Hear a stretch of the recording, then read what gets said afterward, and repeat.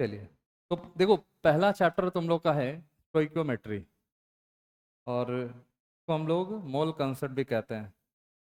ठीक है, first chapter is your stoichiometry. तो हेडिंग लगाइए, फर्स्ट चैप्टर स्टोइकियोमेट्री।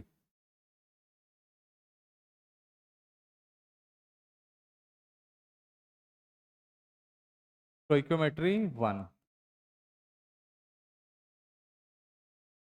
इसी के अंदर हम लोग मोल कंसेप्ट देखेंगे। हम लोग देखेंगे यहाँ पे कंप्लीट मोल कंसेप्ट। स्टोइकियोमेट्री 1 में हम लोग कंप्लीटली मोल कंसेप्ट देखने वाले हैं, जो कि क्लास 11th का ये सबसे पहला चैप्टर माना जाता है। Some basic concepts of chemistry के अंदर ये चीज पढ़ा जाता है आपका। तो पहले हम लोग बेसिक देखेंगे, कंप्लीटली मोल्स के ऊपर बात करेंगे।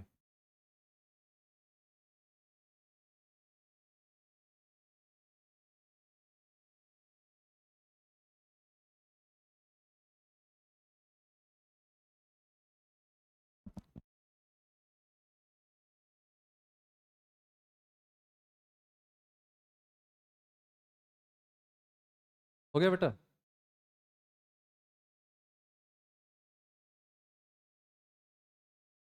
सबसे पहले बात करते हैं एटम की। एटम क्या होता है?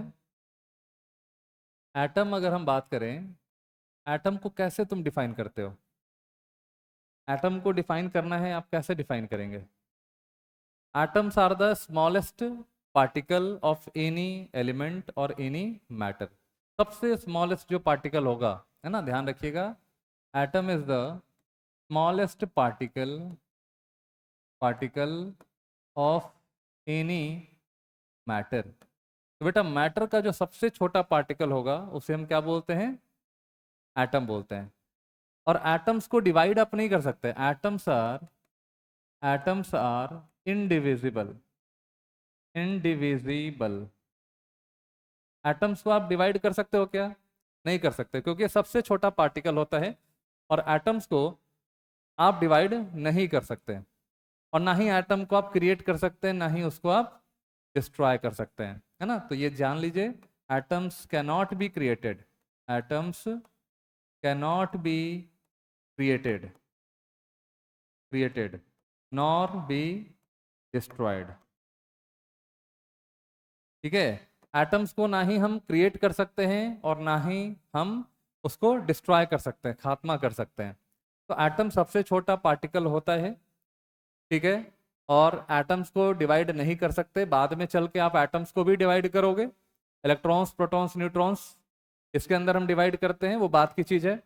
Atoms can not be created nor be destroyed. Atoms को ना ही हम क्रिएट कर सकते हैं और ना ही हम डिस्ट्रॉय कर सकते हैं। ठीक है, तो ये चीजें आपको यहाँ पे ध्यान रखनी है एटम्स के ऊपर। एटम्स जो होता है यहाँ पे, जैसे मान लीजिए कि आपका, अगर हम सोडियम एटम की बात करें, अगर हम सोडियम एटम की बात करें तो क्या सिंबल लिखते हो सोडियम एटम की? Na। ठीक है, अगर हम जिंक एटम की बात करते हैं, जिंक एटम की बात करते हैं तो क्या सिंबल लिखते हैं? Zn, है ना। अगर आप इसमें आयरन के एटम की बात करें, आयरन एटम की बात करें, इसको क्या लिखते हैं आप? Fe। तो ये देखो, Na Zn Fe जो है, ये सिंबल है, यानी कि इन सिंबल से हम किसी भी केमिकल रिएक्शन में एलिमेंट्स को दिखाते हैं। ठीक है, ये आपका क्या हो गया? दीज आर द सिंबल, इसको ध्यान में रखिएगा, ये सब सिंबल है। किसी भी केमिकल रिएक्शंस के अंदर हम क्या करते हैं? इन्हीं सिंबल का यूज करते हैं और रिएक्शन को रिप्रेजेंट करते हैं, दिखाते हैं। बात समझ में आ रही है? तो केमिकल रिएक्शन में बेसिकली, केमिकल रिएक्शन क्या होता है? Chemical reaction is a symbolic representation, is a symbolic representation, symbolic representation of the elements। ठीक है, केमिकल रिएक्शन, केमिकल इक्वेशन क्या है बेटा? केमिकल रिएक्शन में क्या होता है? ये सिंबॉलिक रिप्रेजेंटेशन है, मतलब कोई सिंबल होता है। और उस सिंबल की मदद से हम क्या करते हैं, केमिकल रिएक्शंस को दिखाते हैं। जैसे मान लो हमारे पास सोडियम है और उसको हमने क्या किया, क्लोरीन के साथ रिएक्शन कराया, क्या बनता है बोलो, दोनों मिलकर क्या बनेगा आपका, NaCl मिलेगा। ठीक है, तो हमने क्या किया, सोडियम का सिंबल लिया Na, क्लोरीन का सिंबल लिया Cl2। कभी भी Cl अकेला नहीं रखना है आपको, Cl हमेशा मॉलिक्यूल के फॉर्म में रहता है, सोडियम हमेशा एटम के फॉर्म में रहता है। तो Na प्लस Cl2 मिलकर क्या दे दिया आपको, NaCl। तो देखो ये एटम है, दिस वन इज एटम, इसे क्या बोलते हैं, मॉलिक्यूल कहते हैं, और इसे क्या बोलते हैं, कंपाउंड कहते हैं। बात समझ में आ रही है। तो यहाँ पे एटम एक मॉलिक्यूल के साथ कंबाइन करके NaCl नाम का एक कंपाउंड आपको फॉर्म कर रहा है, एक दे रहा है। समझ गए। केमिकल रिएक्शंस में हम सिंबल लिखते हैं, एलिमेंट्स के जितने भी सिंबल होते हैं उससे रिप्रेजेंट करते हैं। ठीक है, ये तो हमारा एटम हुआ। अब देखो नेक्स्ट में हम बात करते हैं, नेक्स्ट में हम बात करते हैं मॉलिक्यूल की।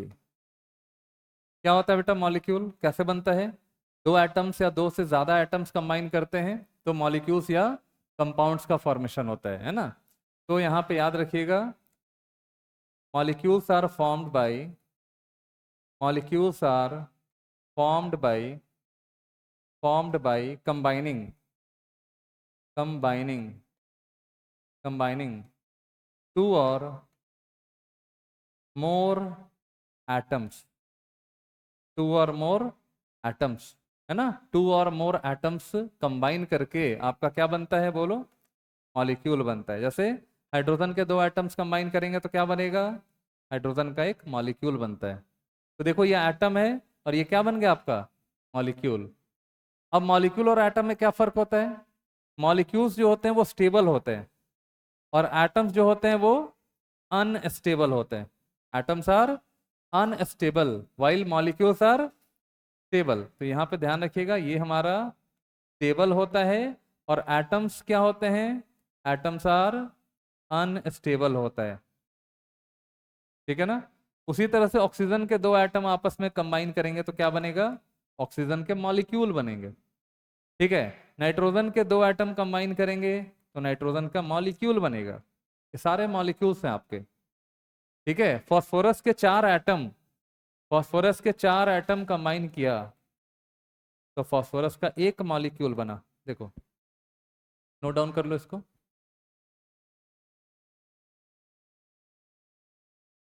ठीक है, तो ध्यान रखिएगा, smallest unit of compound is called molecule, है ना, सबसे छोटा जो यूनिट होगा किसी भी कंपाउंड का उसे मॉलिक्यूल कहेंगे। नेक्स्ट हम बात करते हैं कंपाउंड की, नेक्स्ट हम बात करते हैं कंपाउंड्स की। मॉलिक्यूल समझ गए, मॉलिक्यूल का आइडिया आ गया, क्लियर हो गया। तो बेटा मॉलिक्यूल समझ में आ गया, कैसे बनेगा, बाय कंबाइनिंग डिफरेंट एटम्स। अलग अलग एटम्स जब मिलते हैं तब क्या बनता है आपका, मॉलिक्यूल बनता है। ठीक है, स्मॉलेस्ट यूनिट किसी भी कंपाउंड का क्या कहलाता है, मॉलिक्यूल कहलाता है। जैसे वाटर, CO2, अमोनिया, ये सब मॉलिक्यूल हैं, कंपाउंड्स का छोटा यूनिट है। अब कंपाउंड क्या होता है, compounds are the pure form, compounds are the pure form of substance, pure form of substance. Compounds क्या है बेटा, कंपाउंड्स प्योर फॉर्म होता है किसी भी सब्सटेंस का, जो प्योर फॉर्म होता है कैसे बनता है, pure form of substance formed by combining, combining different atoms, combining different atoms in fixed proportion by mass, fixed proportion by मास। अब इसको समझने का कोशिश करना। कंपाउंड देखो, कंपाउंड्स क्या बोला गया, compounds are the pure form of substance. ये क्या है कंपाउंड, ये प्योर होता है। मिक्सचर दो तरह का होता है, एक प्योर फॉर्म होता है, सॉरी मैटर दो तरह का होता है, एक प्योर फॉर्म होता है, एक मिक्सचर होता है। ठीक है, तो प्योर फॉर्म में दो चीज होता है, एलिमेंट्स और कंपाउंड्स। ठीक है, तो एलिमेंट्स में हम बात किए एलिमेंट्स का जो सबसे छोटा पार्टिकल होता है उसको एटम कहा जाता है ना, वो सबसे प्योर फॉर्म है, उसको डिवाइड आप नहीं कर सकते हैं, ठीक है ना। कंपाउंड्स में क्या बात करेंगे, कंपाउंड्स भी प्योर फॉर्म होता है, सब्सटेंस का प्योर फॉर्म होता है। जो कैसे बनता है बोलो, compounds are formed by combining combining different atom, है ना, different atom in fix proportion by mass. मतलब प्रोपोर्शन, मास का प्रोपोर्शन फिक्स होना चाहिए। जैसे मान लो, समझो यहाँ पे, जैसे मान लो हमने एक एग्जांपल लिया, पानी, तो जानते हैं ना वाटर, वाटर में कौन से दो अलग अलग एलिमेंट्स हैं, हाइड्रोजन है और ऑक्सीजन है। हाइड्रोजन का कितना मास है यहाँ पे, 2 ग्राम, ठीक है बेटा। हाइड्रोजन कितना है, 2 है, तो लिखेंगे 2 ग्राम। और ऑक्सीजन कितना है बोलो, एक ही है ना, तो ऑक्सीजन को लिखेंगे कितना ग्राम, 16 ग्राम। क्या इतना लिख सकते हैं। अब देखिए दोनों का हमने मास लिख दिया, दोनों का रेशियो लेना है। अब क्या होगा, सबसे सिंपलेस्ट रेशियो बताओ, 2 से डिवाइड करो दोनों जगह, कितना हो जाएगा, 1:8। यानी कि 1:8 जो है ये इसका सिंपलेस्ट रेशियो है। कैसा रेशियो है बताओ, सिंपलेस्ट रेशियो है। और इसी सिंपलेस्ट रेशियो में कंबाइन कर कर हाइड्रोजन ऑक्सीजन कंबाइन करके आपको क्या बना रहा है, कंपाउंड का फॉर्मेशन कर रहा है, ठीक है। तो वाटर में हाइड्रोजन ऑक्सीजन का रेशियो होना चाहिए 1:8। मान लीजिए कि आपने आपने एक और एग्जांपल लिया, जैसे H2O2, ठीक है, ध्यान से देखना। आपने एग्जांपल ले लिया H2O2 का। अब इसमें हाइड्रोजन ऑक्सीजन का रेशियो क्या है बताइए, क्या रेशियो है इसमें, हाइड्रोजन कितना ग्राम हो गया और ऑक्सीजन कितना ग्राम होगा बोलो। 16 होता है एक का, 2 हो गया तो कितना हो गया, 32, है ना। तो यहाँ पे बेटा कितना हो जाएगा, 32। तो बताओ इसको भी 2 से डिवाइड करो, इसको भी 2 से डिवाइड करो, कितना, 1:16 का रेशियो। इससे छोटा हो सकता है क्या, इससे छोटा हो सकता है और छोटा हो सकता है नहीं। तो ये हमारा कौन सा रेशियो हो गया, सिंपलेस्ट रेशियो हो गया। तो एक चीज ध्यान देना कि रेशियो बदल जाने से मॉलिक्यूल का नेचर ही बदल जाता है। अगर 1:8 के रेशियो में हाइड्रोजन ऑक्सीजन काम अगर कंबाइन करता है तो पानी बन जाता है। लेकिन अगर वही हाइड्रोजन ऑक्सीजन का रेशियो अगर 1:16 हो जाए तो आप जरा सोचिए, वो हाइड्रोजन परऑक्साइड बन जाता है, जो एक केमिकल है। पानी, water is not a chemical, लेकिन H2O2 इज अ केमिकल। उसका नेचर अलग है, पानी का नेचर अलग है। सिर्फ रेशियो के बदल जाने से मॉलिक्यूल का प्रॉपर्टी क्या हो जाता है, चेंज कर जाता है। बात समझ में आ रही है सबको, है ना। तो ये चीज ध्यान में रखिएगा, कंपाउंड्स का फॉर्मेशन हमेशा फिक्स प्रोपोर्शन से होता है, उनके मासेस कंबाइन करते हैं इन अ फिक्स प्रोपोर्शन, ठीक है। नोट कर लिया है यहाँ पे, नोट कर लो।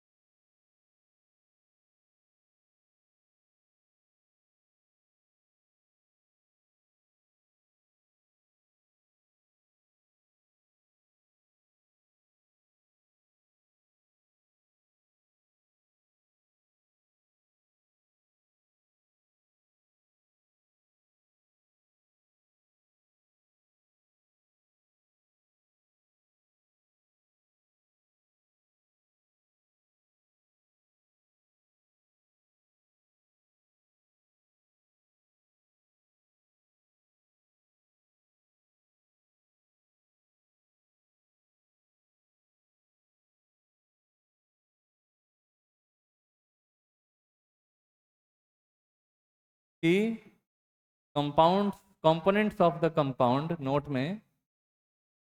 नोट में ये बात आप लिखेंगे कि कंपोनेंट्स, कंपोनेंट्स ऑफ कंपाउंड, ठीक है। अच्छा, वाटर में कौन कौन से कंपोनेंट्स हैं बताओ, components of compound, can only be separated by chemical method. ठीक है, ध्यान से देखना। अगर तुम चाहोगे पानी में से ऑक्सीजन को अलग करना, कर सकते हो। हथौड़ा मार के करेंगे, बॉईल करके करेंगे, कैसे करेंगे?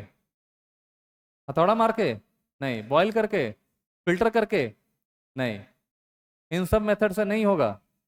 ये जब भी होगा केमिकल मेथड से होगा, यानी इलेक्ट्रोलाइसिस करने से होगा। इलेक्ट्रोलाइसिस एक केमिकल मेथड है जिसमें इलेक्ट्रिसिटी का यूज करते हैं। तब जाके तुमको क्या मिलेगा? Half of H2 plus half O2। देखिए, इलेक्ट्रोलाइसिस जब करते हैं तब यहां से ऑक्सीजन अलग हो जाएगा, हाइड्रोजन अलग हो जाएगा। यस। तो components of compound can only be separated by chemical method. कभी भी फिजिकल मेथड से इसको अलग आप नहीं करेंगे।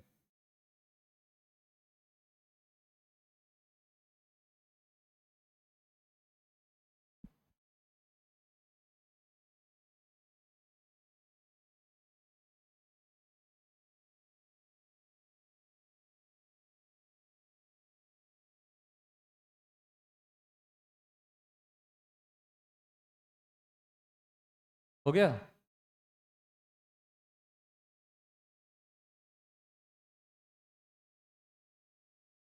नेक्स्ट में लिखो मिक्सचर।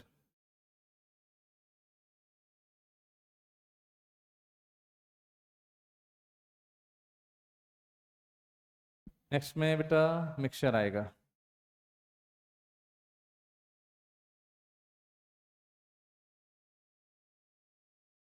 मिक्सचर कैसे बनता है? कैसे बनता है बताओ? याद है आप लोग को मिक्सचर कैसे बनता है? मिक्सचर कैसे फॉर्म होता है? फाउंड बाय, बोलो, फॉर्म्ड बाय कंबाइनिंग,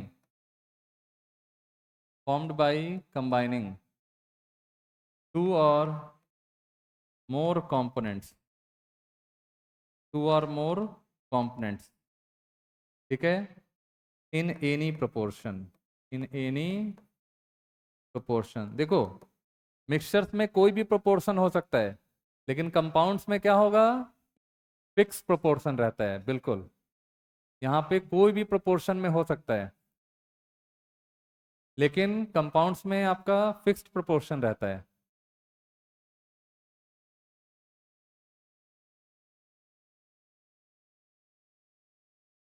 एग्जाम्पल में आप ले सकते हैं एयर, ब्लड, ठीक है, एयर हो सकता है, ब्लड हो सकता है, मिल्क हो सकता है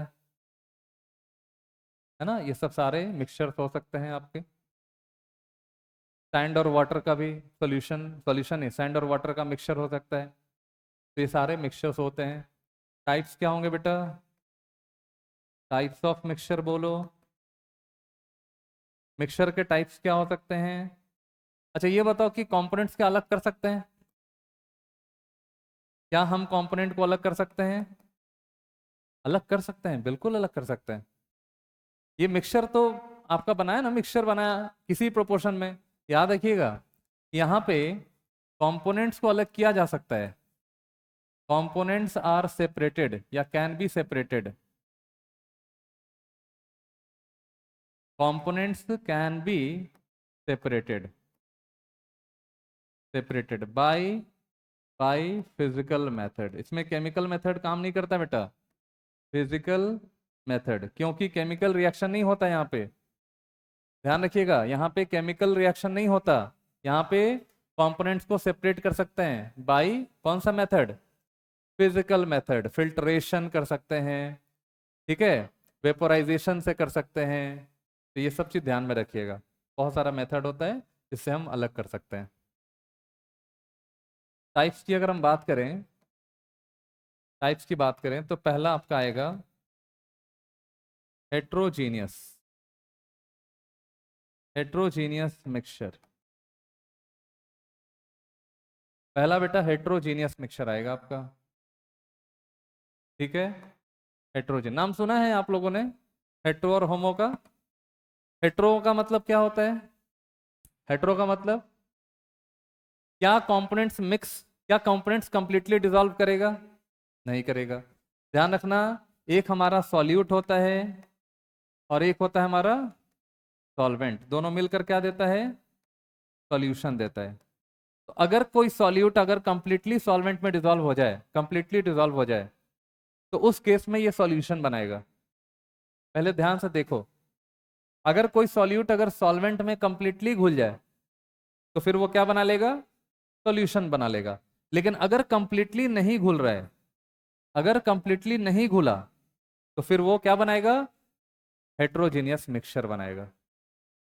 बात समझ रहे हो? जैसे यहाँ पे देखना ध्यान से, मान लो आपने सैंड ले लिया, सैंड क्या पानी में घुल जाएगा? बताओ, घुलेगा? नहीं घुलेगा। तो ये मिक्सचर बनाएगा। और कौन सा मिक्सचर बनाएगा? हेट्रोजीनियस बनाएगा। क्या हमारा ऑयल पानी में घुलेगा? नहीं घुलेगा। क्या बनाएगा? मिक्सचर बनाएगा, हेट्रोजीनियस मिक्सचर बनाएगा। तो जो भी आपके कंपोनेंट्स हैं वो कंप्लीटली हमारा डिसॉल्व एक दूसरे में नहीं होता है। अगर एक दूसरे में डिसॉल्व नहीं करेगा तो वो क्या बनाएगा? हेट्रोजीनियस मिक्सचर बनाएगा।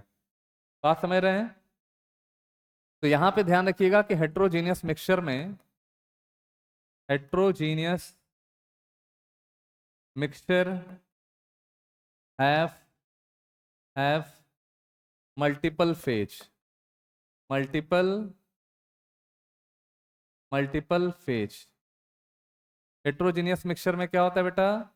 मल्टीपल फेज होता है। मल्टीपल फेज का क्या मतलब होता है? जैसे सैंड है और पानी है, दोनों मिल गया, सैंड किस फॉर्म में है होता है? सॉलिड के फॉर्म में होता है। सैंड बालू कैसा होता है? सॉलिड। और पानी कैसा होता है? लिक्विड।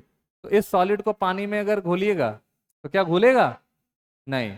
तो ये मिक्सचर मिलेगा, मिक्सचर मिलेगा। और आप देखेंगे इस मिक्सचर में आप सैंड जो है, सैंड नहीं घुलता और सैंड को आप बाहर आराम से फिल्टर करके निकाल सकते हैं। मतलब यहाँ पे इस मिक्सचर में भी आपको सॉलिड प्लस लिक्विड दोनों मिल जाएगा। लिक्विड पानी, सॉलिड हमारा तो ये सैंड है ना। तो सैंड और पानी ये दोनों हमको यहाँ इस मिक्सचर में मिलेगा। जब दो कंपोनेंट, दो मतलब अगर फेज मिल रहा है तो उसको कहते हैं क्या? उसको कहते हैं मल्टीपल फेज। मान लो कि अगर इसके अंदर तुम पत्थर डाल दो, पत्थर डाल दो, इसके अंदर तेल डाल दो, ऑयल डाल दो, सॉल्वेंट तो एक ही रहेगा। जैसे मान लीजिए आपने सैंड डाला, आपने ऑयल डाला, आपने पानी डाला, तो पानी क्या है बेटा? यहाँ पे सॉल्वेंट है, ये घोलता है, कंपोनेंट्स को घोलता है, लेकिन यहाँ तो घुलेगा ही नहीं। ऑयल और सैंड को तो घोलेगा ही नहीं ये, है ना। तो यहाँ पे क्या मिलेगा? यहाँ पे मिलेगा आपका मिक्सचर। तो याद रखना यहाँ मल्टीपल फेज में मिल रहा है। मल्टीपल फेज का मतलब कोई एक फेज नहीं है। जैसे चीनी और पानी को अगर घोलोगे तो क्या हो जाएगा? चीनी तो खत्म हो जाएगा, पानी के अंदर कंप्लीटली डिसॉल्व कर जाएगा। इसका मतलब वहां पे एक ही फेज आया, वो कौन सा फेज? Liquid phase. बात समझ रहे हैं? लिक्विड फेज, सॉल्यूशन का लिक्विड फेज है। लेकिन यहाँ पे देखिए, यहाँ पे मल्टीपल फेज है आपका। ठीक है। अब अगर हम बात करें, अगर हम बात करें दूसरे नंबर में होमोजीनियस, होमोजीनियस मिक्सचर की, तो बताओ होमोजीनियस मिक्सचर में क्या होता है? होमोजीनियस में मिक्सचर में क्या होता है? Form form single phase solution, single phase solution. याद रखिएगा कौन सा फेज बनाएगा आपका? सिंगल फेज सॉल्यूशन बनाता है बेटा, ध्यान रखिएगा। सिंगल फेज का मतलब, जैसे यहाँ पे सॉल्ट को पानी में डिसॉल्व करो, तो बताओ सॉल्ट क्या है तुम्हारा? सॉल्यूट है। और पानी क्या है? सॉल्वेंट है। अच्छा, ये सॉल्यूट और सॉल्वेंट क्या होता है?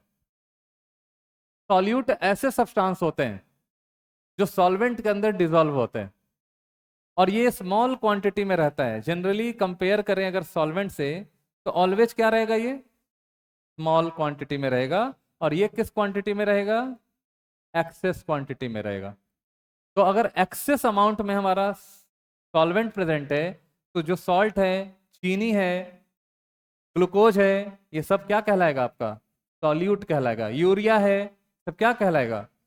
सॉल्यूट कहलाएगा। तो जब सॉल्यूट को सॉल्वेंट में डिसॉल्व करेंगे तो क्या बनेगा आपका? सॉल्यूशन बनेगा। क्या बनेगा? सॉल्यूशन बनेगा। अब जरा मेरे को एक बात बताओ, सॉल्ट का फेज क्या है? सॉल्ट का फेज क्या है? सॉलिड। सॉल्ट का फेज क्या है बोलो?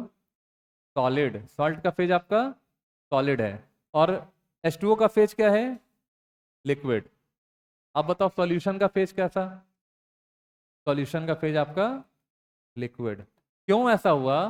क्योंकि कंप्लीटली जो हमारा सॉल्ट है वो इस वाले सॉल्वेंट के अंदर कंप्लीटली डिसॉल्व हो गया। यानी कि solute get completely dissolve, solute get completely dissolve in, कहाँ पे? डिसॉल्व्ड इन, बोलो कहाँ पे डिसॉल्व हो गया? इन सॉल्वेंट। यस, सॉल्वेंट के अंदर हमारा सॉल्यूट कंप्लीटली डिसॉल्व हो जाता है and form single phase solution. क्या फॉर्म करेगा? And form, yes, and form single phase solution. ये ध्यान में रखिएगा, यहाँ पे सिंगल फेज सॉल्यूशन का फॉर्मेशन होता है।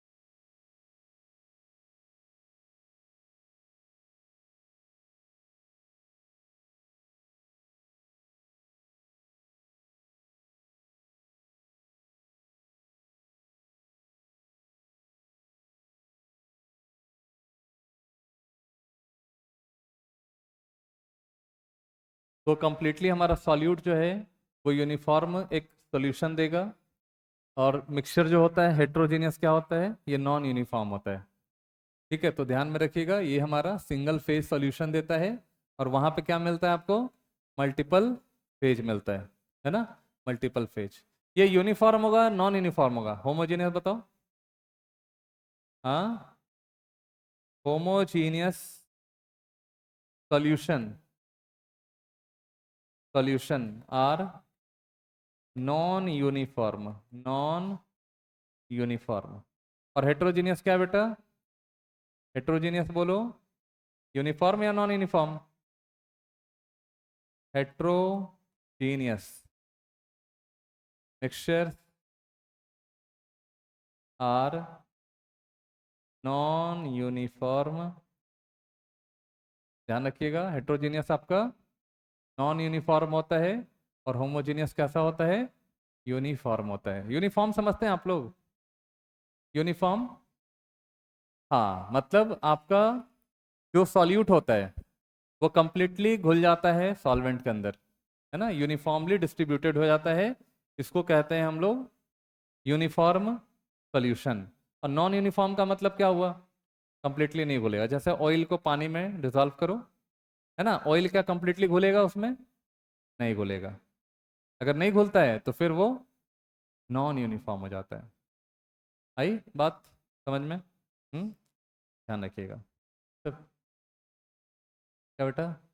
अच्छा अच्छा, सॉरी, ये हो गया आर यूनिफॉर्म। ठीक है, आर यूनिफॉर्म, ये नॉन यूनिफॉर्म।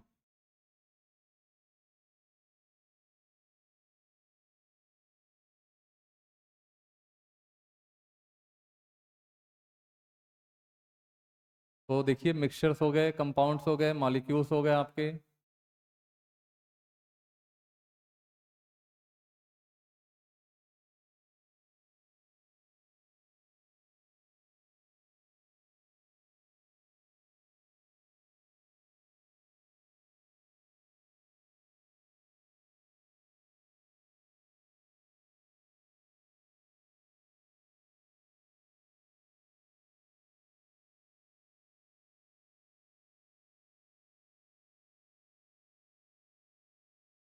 हो गया?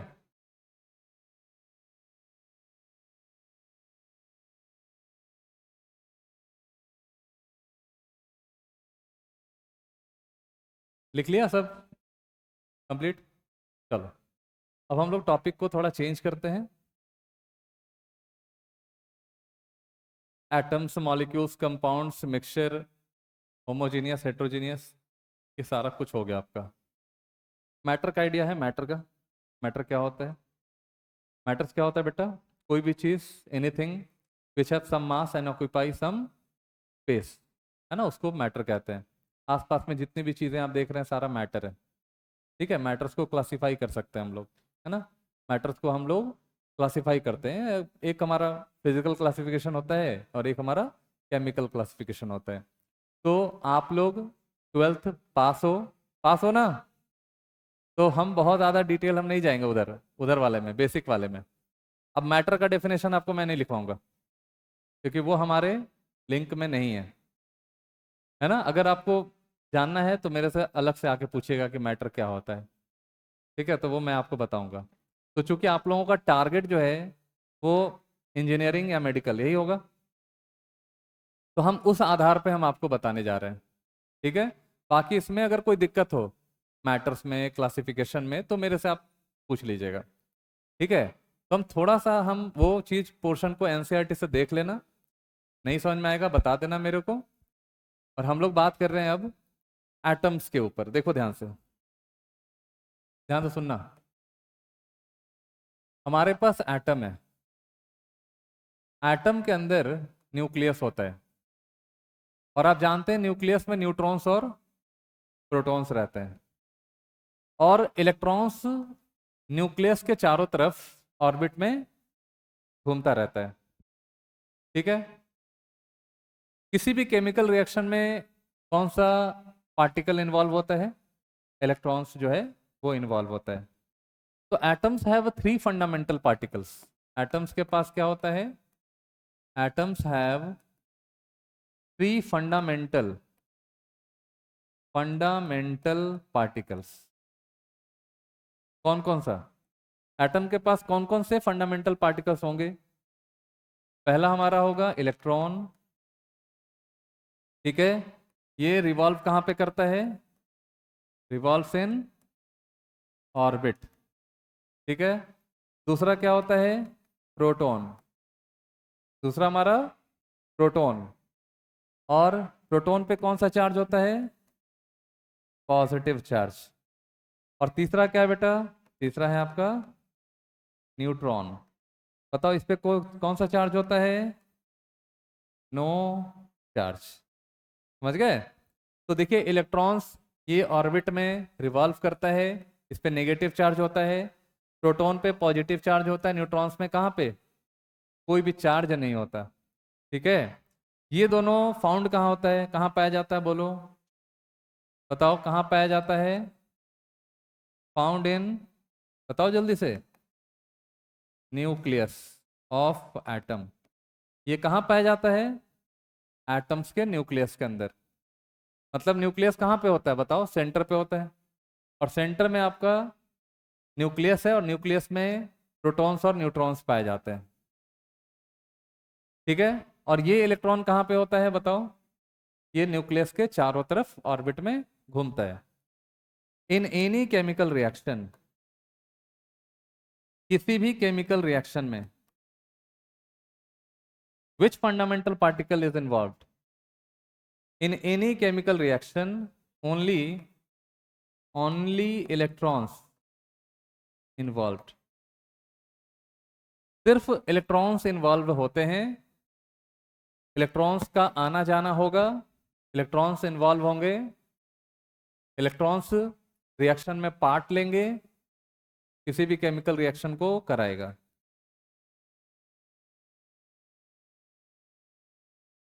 तो इन एन एटम, देखो एटम में क्या होता है, देखो एटम्स, आपका ध्यान से सुनना। एटम्स जो होते हैं, atoms are electrically neutral. Electrically neutral. Atoms क्या होता है बोलो? ये न्यूट्रल होता है। न्यूट्रल का मतलब क्या? कोई भी इस पे चार्ज नहीं होता है।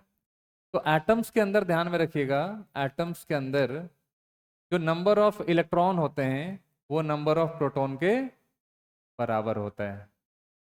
बात समझ रहे हैं? यानी total positive charge total negative charge के बराबर होता है।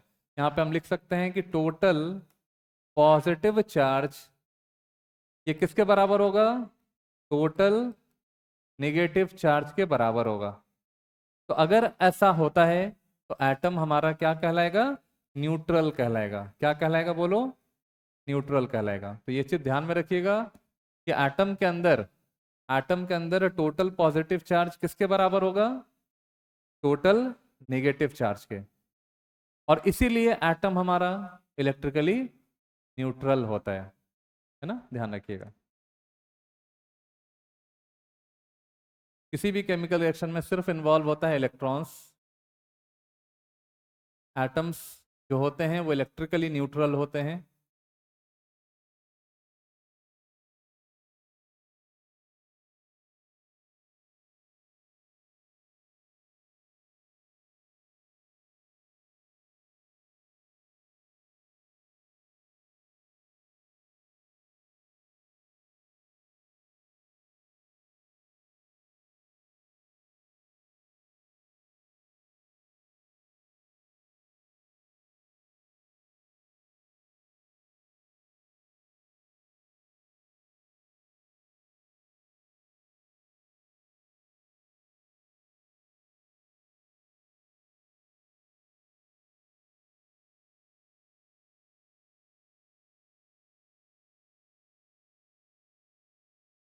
हो गया? लिख लिया? देखो बेटा, तो ये तो समझ गया ना, एटम्स में इलेक्ट्रॉन्स प्रोटॉन्स के बराबर होता है। अब देखिए, चार्ज्ड स्पीशीज की बात हम करते हैं। चार्ज्ड स्पीशीज की बात करते हैं। देखो, हमारे पास एटम है, हमारे पास एटम है। एटम से अगर इलेक्ट्रॉन एटम में अगर इलेक्ट्रॉन ऐड हो या एटम से इलेक्ट्रॉन बाहर निकले तो क्या बनता है? आयंस बनते हैं। फिर से समझ लीजिए बेटा, लिखो नहीं, लिखो नहीं, समझोगे नहीं फिर लिखोगे तो। अगर एटम में इलेक्ट्रॉन ऐड करें, जोड़े, या एटम से इलेक्ट्रॉन बाहर निकाले, क्या बनेगा? आयंस बनता है। ठीक है, आयंस बनते हैं जो चार्ज्ड होते हैं। आयंस कैसा होता है? चार्ज्ड होता है। ये चार्ज्ड होता है। अब आयंस भी दो तरह के होते हैं। आयंस भी देखो यहाँ दो तरह के होंगे। अगर इलेक्ट्रॉन ऐड होगा, अगर इलेक्ट्रॉन ऐड होते हैं, है ना, आयंस में दो तरह का, ऐसे कर लो, आयंस आपका दो तरह का होता है। ठीक है बेटा? देखो कैसे बनता है।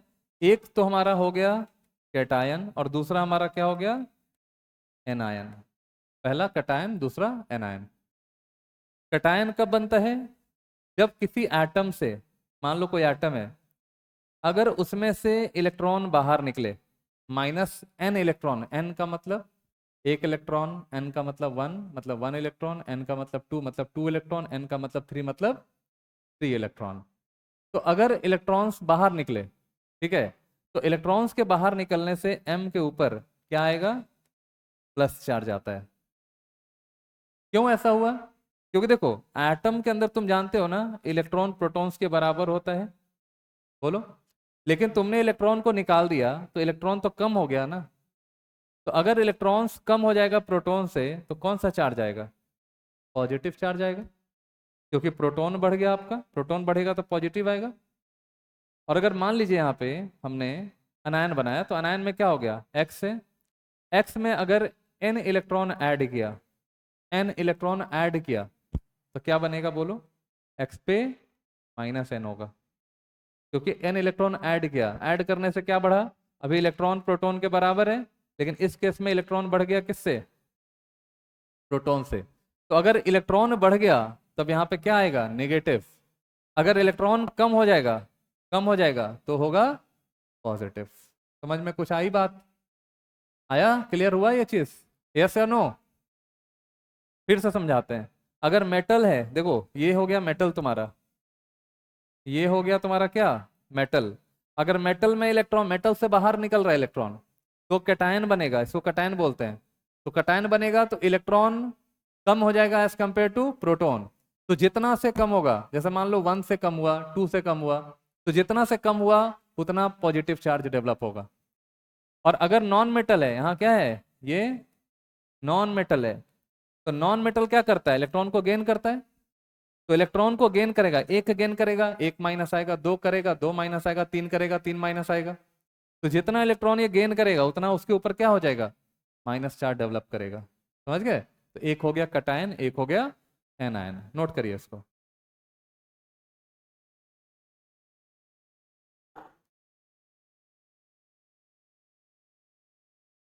Symbolic representation of N atom. देखो बेटा ध्यान से देखना, किसी भी एटम को तुम दिखाते हो, कोई भी एटम जब आप उसको दिखाते हैं, तो एटम का एक एटॉमिक नंबर होता है और एक होता है एटॉमिक मास। दो चीजें होती हैं। एटम का एक एटॉमिक मास होगा जो ऊपर लिखना है आपको, है ना, right side up, up right, ठीक है। और नीचे यहाँ पे हमारा जेड होता है, कहीं कहीं ए इधर भी लिखने को देखने को आपको मिलता है, ऐसा टाइप का, देखो ऐसा टाइप का आपको मिलता है, एक्स, ए और जेड, इस तरह का भी मिलता है देखने को। तो कंफ्यूज नहीं करना है, ऊपर जो भी रहेगा उसको क्या बोला जाएगा, उसको कहा जाएगा एटॉमिक मास। ठीक, बात समझे? ऊपर वाला एटॉमिक मास होता है एटॉमिक मास, या आप कहते हैं इसको मास नंबर। क्या बोलते हैं आप, मास नंबर, पढ़े होंगे आप। और एटॉमिक मास या मास नंबर जो होता है, ये number of proton plus number of neutrons के बराबर होता है। पता है आपको, लिखना नहीं बेटा, है ना। एटॉमिक मास, एटॉमिक मास में क्या होता है, number of protons plus number of neutrons. देखो एटम के लिए, ध्यान सुनना, एटम्स के लिए क्या होता है, एटम का जो टोटल मास होता है वो कहाँ पे लाई करता है, न्यूक्लियस पे। Total mass of the atom lies at the nucleus. यानी सीधा सीधा कह सकते हैं कि मास ऑफ द न्यूक्लियस, यानी हम कह सकते हैं कि जो मास ऑफ द न्यूक्लियस होगा, हाँ मास ऑफ जो न्यूक्लियस होगा, यही क्या होगा आपका, मास ऑफ एटम रहता है। बात समझ में आ रही है? तो न्यूक्लियस का जो मास होगा वही हमारा क्या हो जाएगा, एटम का मास हो जाएगा, राइट। अब देखिए न्यूक्लियस में क्या क्या रहता है, न्यूक्लियस में रहता है प्रोटॉन और न्यूट्रॉन। इसीलिए हमने एटॉमिक मास या मास नंबर को क्या लिखा है, प्रोटॉन प्लस न्यूट्रॉन्स। तो मास नंबर, अगर हम ए को मास नंबर कहें, तो यहां पे हो जाएगा number of proton plus number of neutron. समझ में आ रहा है? अब देखो जेड क्या है, what is Z, Z is called atomic number. Z को क्या बोलते हैं, एटॉमिक नंबर कहते हैं, क्योंकि हर एक चीज का एटॉमिक नंबर होता है। आप भी स्कूल में पढ़ते होंगे, आपका भी रोल नंबर होता है, ठीक है। एटॉमिक नंबर हर एलिमेंट का यूनिक नंबर होता है ना। एटॉमिक नंबर क्या होता है बेटा, ये होता है number of neutrons, number of protons, number of protons present, present in, कहाँ पे, nucleus of an atom, of an atom. ये ध्यान रखिएगा कि न्यूक्लियस में जितने प्रोटॉन्स हैं उन प्रोटॉन्स का सम क्या कहलाता है, एटॉमिक नंबर कहलाता है। जैसे मान लो 11 प्रोटॉन है, एटॉमिक नंबर 11 हो जाएगा। 12 प्रोटॉन है, एटॉमिक नंबर 12 हो जाएगा। अगर किसी का एटॉमिक नंबर 13 है, तो प्रोटॉन्स कितने होंगे उसके अंदर, 13 प्रोटॉन्स होंगे। किसी का एटॉमिक नंबर अगर 17 है, तो प्रोटॉन्स कितने होंगे उसमें, 17 प्रोटॉन्स होंगे। तो यहाँ एटॉमिक नंबर जो है वो प्रोटॉन्स की संख्या बताता है ना, ध्यान रखिएगा, प्रोटॉन्स की संख्या बताता है। तो यहाँ पे देखिए ये एनपी क्या हो गया, प्रोटॉन की संख्या। तो क्या हम प्रोटॉन की संख्या को जेड लिख सकते हैं, लिख सकते हैं, और न्यूट्रॉन्स की संख्या को सीधा सीधा एन लिख सकते हैं, ठीक है। तो ए इक्वल टू क्या हो जाएगा आपका, जेड प्लस एन हो जाएगा। अब तुमको ना एन निकालना है, एन बताओ क्या निकलेगा, फॉर्मूला क्या हो जाएगा, ए माइनस जेड। यानी न्यूट्रॉन्स निकालना हो तो क्या करोगे, ए में से जेड को माइनस कर देना है। बात समझ में आ रही है? तो atomic mass minus atomic number कर देना, न्यूट्रॉन्स निकल जाएगा। देखो तो इसका न्यूट्रॉन कैसे निकलेगा। यहाँ देखिए एग्जाम्पल, सोडियम में न्यूट्रॉन्स निकालना है आपको। चलिए कैसे निकलेगा, नंबर ऑफ न्यूट्रॉन्स बताओ, न्यूट्रॉन्स कितना हो जाएगा, 23 माइनस 11 कितना हो गया, ठीक है। प्रोटॉन कितना हो जाएगा बताओ, 11। प्रोटॉन कितना है 11, और इलेक्ट्रॉन कितना है, क्यों इलेक्ट्रॉन 11 क्यों, इलेक्ट्रॉन 11 क्यों, क्योंकि बेटा सोडियम हमने सिर्फ लिखा है और सोडियम न्यूट्रल है, चार्ज रहता तब ना, ये तो न्यूट्रल है। अब एटम के अंदर बताए थे इलेक्ट्रॉन्स और प्रोटॉन दोनों क्या होता है, बराबर होता है, बताया था ना, एटम्स के अंदर इलेक्ट्रॉन्स और प्रोटॉन्स बराबर होता है, समझ गए। इसीलिए यहां पे ध्यान रखिएगा, इलेक्ट्रॉन्स एंड प्रोटॉन्स क्या है आपका, बराबर है ना। उसी तरह से एक और एग्जांपल देखो, चलो ये बताओ, क्लोरीन, नहीं क्लोरीन नहीं, कैल्शियम 40-20, बताओ कितना न्यूट्रॉन्स है, न्यूट्रॉन्स बताओ, न्यूट्रॉन्स कितना हो जाएगा, 40 - 20 कितना हो जाएगा आपका, 20। प्रोटॉन कितना, ये देखो यहाँ नीचे 20, प्रोटॉन कितना 20, इलेक्ट्रॉन्स कितना, ये भी 20 है ना, ये भी तो न्यूट्रल है, ये भी 20 हो गया, है कि नहीं। तो ये चीज ध्यान में रखिएगा, एटॉमिक मास में से एटॉमिक नंबर को माइनस कर देना, नंबर ऑफ न्यूट्रॉन्स आ जाएगा, नोट करो इसको।